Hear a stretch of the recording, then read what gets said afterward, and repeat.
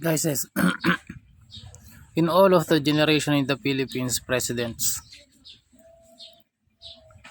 this sentiment is the most Polish government,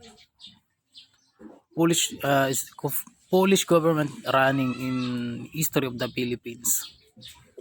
Just because no any changing in the Philippines, but corruption is always been ready to claim the best of the nations of the Philippines. I declare that this